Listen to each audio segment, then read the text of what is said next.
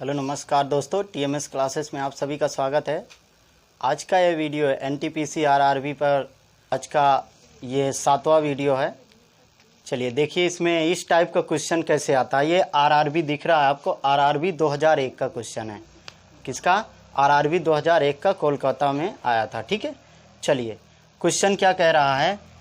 7 क्रमागत विषम पूर्ण संख्याओं का योग, 7 क्रमागत विषम पूर्ण संख्याओं का योगफल 133 है, तो न्यूनतम विषम पूर्ण संख्याएं ज्ञात कीजिए या बताओ। ऑप्शन है 17, 19 और 11, 13। ठीक है, चलो इस टाइप के क्वेश्चन को हम कैसे सॉल्व करेंगे। 7 क्रमागत कह रहा है तो इसमें क्या करेंगे हम। सबसे पहले देखो 7 क्रमागत संख्याएं कितनी है? 7, लेकिन इनका योगफल क्या दिया है? योगफल क्या है? 33, 133। तो हम क्या करेंगे, इसका सीधा सा ऑप्शन है 133 को 7 से हम भाग कर देंगे। ठीक है, 133 को 7 से भाग कर देंगे। उसके बाद ये बीच वाली संख्या निकल आएगी। क्या आएगी? बीच वाली संख्या। तो देखो 7 इकन्नम 7 हो जाता है। ठीक है, उसके बाद 6 बचेगा और 3 63, तो 7 9 63। ठीक है, क्या आ गया? बीच वाली संख्या 19, लेकिन संख्या कितनी है? 7 है। 1 2 3 4 5 6 7। ठीक है, तो इसमें से बीच में क्या आ रहा है? ये आ रहा है 19 हो गया। ठीक, अब देखो इससे सबसे न्यूनतम विषम संख्या, तो भैया इसमें से 2 इससे कम होगा 17, फिर एक जो होगी इससे 15, फिर एक जो होगी इससे 13। तो ऑप्शन नंबर कौन सा मिल रहा है? डी ऑप्शन आपका सही होगा। बिल्कुल इजी है। ठीक है, डी ऑप्शन आपका सही होगा। आया समझ में? एक बार फिर से समझेंगे। क्या लिखा हुआ? 7 क्रमागत विषम पूर्ण संख्याओं का योगफल 133 है, तो न्यूनतम विषम पूर्ण संख्या बताओ। ये आरआरबी 2001 में आया हुआ क्वेश्चन है। ठीक है, जो कि कोलकाता आरआरबी में आया था। ऑप्शन दिया 17, 19, 11 और 13। तो इसमें देखेंगे सबसे पहले हम करते क्या हैं, जो योगफल होता है, योगफल जो होगा उससे हम क्या करेंगे, इसमें जितनी भी संख्या कह रहा है, जितनी संख्याओं का योगफल है उतने से भाग कर देंगे, तो बीच वाली संख्या आ जाती है। अगर विषम है तो बीच वाली संख्या आ गई। अब देखो उसमें से 7 कह रहा है, 1 2 3 4 5 6 7, हम ऐसे मान लेते हैं। तो 7 बीच वाली तो हमको मालूम है, तो इसमें से 2 कम होगी ना, तभी तो विषम आएगी। 1 कम मतलब 18, सम आ जाएगी। तो 2 कम विषम, फिर इससे 2 कम 15, फिर इससे 2 कम 13। ठीक है, तो सबसे न्यूनतम पूछ रहा है, न्यूनतम मतलब 13। अगर सबसे अधिकतम मतलब सबसे बड़ी 1 2 3, मतलब इसमें से 2 जोड़ेंगे तो 21, और इसमें से 2 जोड़ेंगे तो 23, फिर इसमें से जोड़ेंगे तो 25, मतलब अधिकतम क्या हो जाएगी? 25 हो जाएगी। ठीक है, चलिए दूसरा क्वेश्चन लेते हैं। चलिए देखिए दूसरा क्वेश्चन क्या कह रहा है। 800 और 1100 के बीच 79 से विभाज्य होने वाली सभी संख्याओं का योगफल। ठीक है, ऑप्शन है A B C D, 4 option दिया है। चलिए इसमें क्या 79 से विभाज्य सभी इसके और इसके बीच की होनी चाहिए।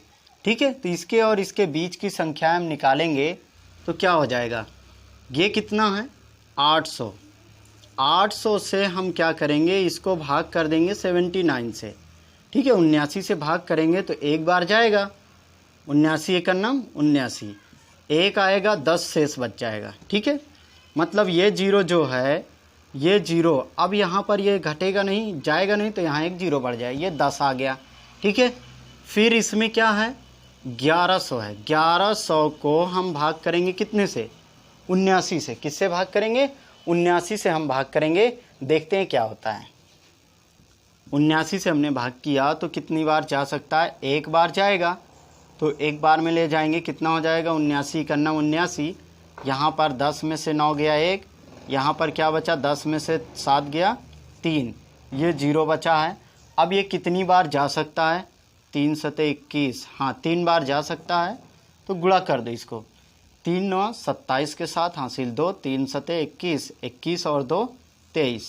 ठीक है, अब इसको इसमें से घटा दो, कितना आ जाएगा, इसमें से घटेगा 3, यहाँ पर 10 में से 3 गया 7, यहाँ पर क्या आ जाएगा 2 में से 2 कैंसिल। मतलब ये रिमाइंडर बच रहा है, ये रिमाइंडर बच रहा है, ये दोनों तो विभाज्य है ही नहीं।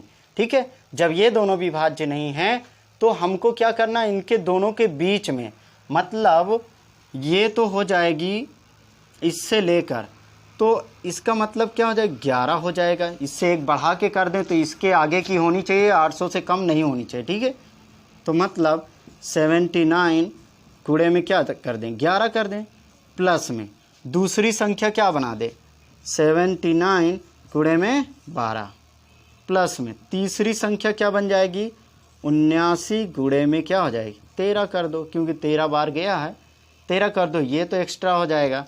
तो इसको भैया गुणा कर दो, क्या 12 से, 12 नौया 108 हो जाता है, 12 नौया 108 का 8 हासिल क्या आ जाएगा 10 आएगा।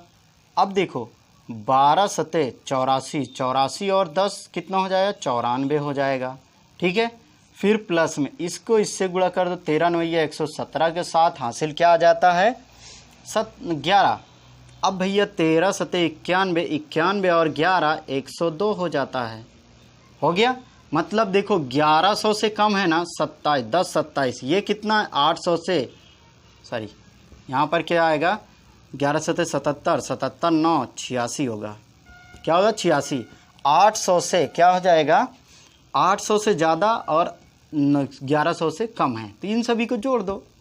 क्या जोड़ेंगे, तो यहाँ पर देखो 7 और 8, 7 15, 15 9 24 का 4 हासिल 2 आ गया भाई, 2 और 4 6, 6 और 6 12, 12 2 14 हो जाएगा, 14 का 4 हासिल 1 आ गया।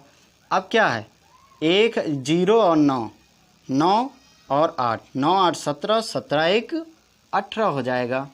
फिर क्या बचा 1 1 2, मतलब 28 44 आपका सही उत्तर हो जाएगा। क्या हो जाएगा 28 44 आपका सही उत्तर हो जाएगा। तो इसमें देखो भाई 28 44 किसी ऑप्शन में मिल रहा है, ऑप्शन नंबर बी, ये आपका 28 44 है। ठीक है, ऑप्शन बी आपका सही होगा।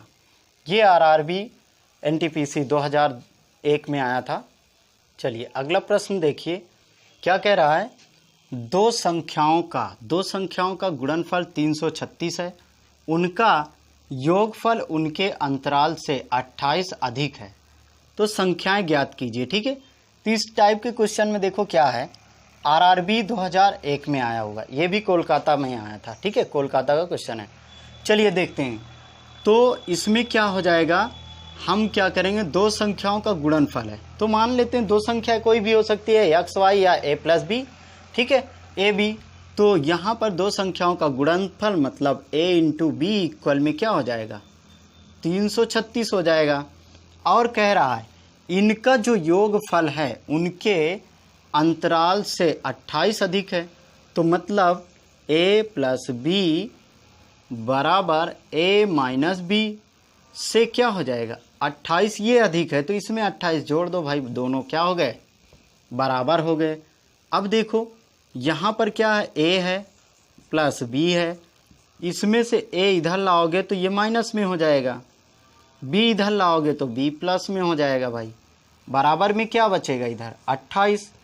a से तो एक घट जाएगा, ख़त्म, a से एक घट गया, बचा क्या हमारा एक b मिलकर क्या हो जाता है 2b, क्या होगा 2b इक्वल में क्या हो जाएगा 28। तो भैया b इक्वल क्या हो जाएगा, 2 से इसको काट दो ना, 2 का नाम 2, 2 चौका 8, 14 आ गया, b इक्वल 14 आ गया। तो हम किसका निकालेंगे भाई, b आ गया तो इसका मान इसमें रख दो ना, b की वैल्यू a गुणे में b की वैल्यू 14 बराबर में 336 है, तो भैया a बराबर क्या हो जाएगा 336 बटे में क्या हो जाएगा 14। अब इसको इससे भाग कर दो, काट दो, कितना आता है भैया 14 इकन्नम तो 14 हो जाएगा, 14 दूना 28 हो जाएगा। अब बचेगा यहाँ 3 और यहाँ पर 5 बचेगा, यहाँ पर 6, तो 14 चौको 4 बार जाएगा, 14 चौको 56, तो a बराबर क्या आ गया 24। तो आपका आंसर क्या हो जाएगा ए बराबर 24 और बी बराबर मतलब 14। तो संख्याएं कौन सी होगी? 24 और 14 होगा। ठीक है दोस्तों, ये जो है टॉपिक वाइज चल रहा है, आज संख्याओं के योग, अंतर तथा गुणनफल पर आधारित है। ठीक है, फिर इस तरीके से इसके बाद जो चैप्टर होगा भिन्न का बनाएंगे, डाइसेस इंडाइसेस का मतलब घातांक और करणी का बनाएंगे। ठीक है, तो इस टाइप के मतलब डेली अपडेट रहेंगे वीडियो, तो इसलिए आपको भाई चैनल सब्सक्राइब कर लीजिए। और देखते हैं अगला क्वेश्चन, जैसा कि आपकी स्क्रीन पर दिख रहा है, लिखा हुआ है, क्या लिखा है? दो संख्याओं में अंतर 14 तथा उनका योगफल 20 है, संख्या का गुणनफल ज्ञात कीजिए। थोड़ा इधर उधर लिखा गया क्योंकि मैंने कुछ इसी में से इरेज करके दूसरा क्वेश्चन को इसी में बना दिया है। ठीक है, इसीलिए इधर उधर दिख रहा है। ये भी आरआरबी 2001 में आया हुआ क्वेश्चन है। ठीक है, चलिए देखते हैं योग और अंतर पर कैसे क्वेश्चन उठाता है रेलवे। देखो, कह रहा है दो संख्याओं का अंतर 14 है। भैया दो संख्याएं मान लेते हैं ए और बी, तो दोनों का अंतर क्या कर देते हैं? 14 कर देते हैं। ठीक है, फिर कह रहा है उनका योगफल, मतलब दोनों को अगर हम जोड़ देंगे तो कितना आ जाएगा? 20 है। ठीक है, तो कह रहा है उनका गुणनफल ज्ञात कीजिए। भैया समीकरण 1 व 2 को हल कर लेंगे तो बी से तो बी कट जाएगा, खत्म है कि नहीं? बी माइनस में है और बी प्लस में, एक बी में से एक बी घट जाएगा, क्या बचेगा? 0। अब बचा हमारा क्या? ए के मिलकर 2a बराबर। भैया अब यहाँ पर देखो, इसको जोड़ो, 4 और 0 मतलब 20 और 14 जोड़ेंगे तो कितना हो जाएगा? 34। क्या होगा? 34। अब भैया काट दो ना इसको, 2 × 9 2, 2 7 14। ए बराबर कितना आ गया? 17 आ गया।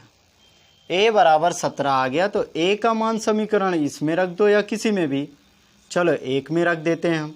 ठीक है, ए का मान, इसको 1 मान लो, इसको 2 मान लो, इसको 1 मान लो, तो समीकरण 2 में रखने पर ए का मान समीकरण 2 में रखने पर, चलो समीकरण 2 में रखते हैं। कैसे रखेंगे? ए की वैल्यू, ए कितना है? 17 प्लस में बी बराबर 20 है ना, तो बी बराबर क्या हो जाएगा? 20, ये उधर जाएगा -17, इसमें से घटा दो ना इसको, कितना आएगा? 3। तो ए और बी की वैल्यू आ गई, तो इनका गुणनफल पूछ रहा है, इनका गुणनफल पूछ रहा है, तो भैया गुणनफल क्या हो जाएगा? मतलब 17 गुणे में 3 बराबर 51। 17 तिया 51, कितना होता है? 51। यही आपका आंसर हो जाएगा। ठीक है, चलिए अगला प्रश्न लेते हैं। चलिए देखिए क्वेश्चन क्या कह रहा है। अगला क्वेश्चन है, दो संख्याओं का योग 16 तथा उनका गुणनफल 55 है, तो उनके व्युत्क्रमों का योग क्या होगा? ऑप्शन है 27/55, 16/55, 37/55, 38/55 है। ठीक है, ऑप्शन दिया, ये भी कब का है? आरआरबी 2001 का क्वेश्चन है। ठीक है, आरआरबी 2001 का प्रश्न है। ठीक है, योग और अंतर पर आधारित प्रश्न चल रहे हैं। चलो देखते हैं। दो संख्याओं का योग 16 है। भैया a + b बराबर 16 हमने मान लिया, फिर उनका गुणनफल 55 है। a × b बराबर में क्या है? 55। ठीक है, तो कह रहा है इनके व्युत्क्रमों का योगफल बताइए, व्युत्क्रमों का योगफल। तो अब हम भैया a और b की वैल्यू मालूम हो तभी तो इनका व्युत्क्रम आएगा। ठीक है, तो हम इसमें a b से भाग कर देंगे तो क्या आ जाएगा? अगर इनका व्युत्क्रम निकाल लेते हैं, चलो इनका व्युत्क्रम निकालेंगे तो क्या हो जाएगा?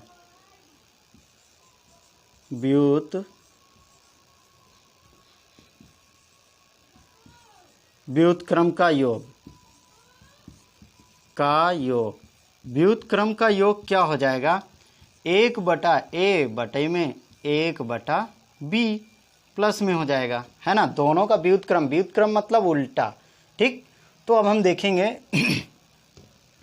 इन दोनों का एलसीएम लेंगे भैया, तो क्या बनेगा? a b बनेगा, फिर a से a कैंसिल, b आएगा b + a अब देखो b प्लस ये या a प्लस बी, इसकी वैल्यू दिया है कितना 16 बटे में a इंटू बी की वैल्यू दिया है 55। तो यही आपका आंसर हो जाएगा व्युत्क्रमों का योग। ऑप्शन कौन सा मिल रहा है, बी ऑप्शन सही है। ठीक है, देखिए रेलवे कैसे कैसे क्वेश्चन को देखता है, जो कि हमें देखकर बहुत ज़्यादा लगता है बहुत कठिन है, लेकिन ऐसे आसान क्वेश्चन होते हैं। दो प्रश्न, दो संख्याएं कह रहा है तो दोनों को a और b मान लो। योगफल कह रहा है, योगफल मतलब जोड़ दो, फिर उनका गुणनफल कह रहा है गुणा कर दो, जो भी है। फिर व्युत्क्रम इसमें बोला तो संख्याओं का भैया व्युत्क्रम मतलब इसका उल्टा क्या होगा, 1/a हो जाएगा, इसका उल्टा 1/b हो जाएगा। दोनों का एलसीएम a b होगा, a से a कैंसिल b बचेगा, b से ऊपर गुणा b प्लस a। ठीक है, इससे b कैंसिल हो जाए b, तो क्या बचेगा, a बचेगा। तो a से एकन्नम a प्लस b बराबर 16 है, हमने रख दिया। बटे में a b की वैल्यू है 55 रख दिया। यही आपका आंसर हो गया। ठीक है, थैंक यू दोस्त। अगर वीडियो अच्छा लगा हो तो लाइक शेयर कमेंट जरूर करें और चैनल को सब्सक्राइब करना ना भूलना। धन्यवाद। ऐसे ही क्वेश्चन चलता रहेगा। ठीक है।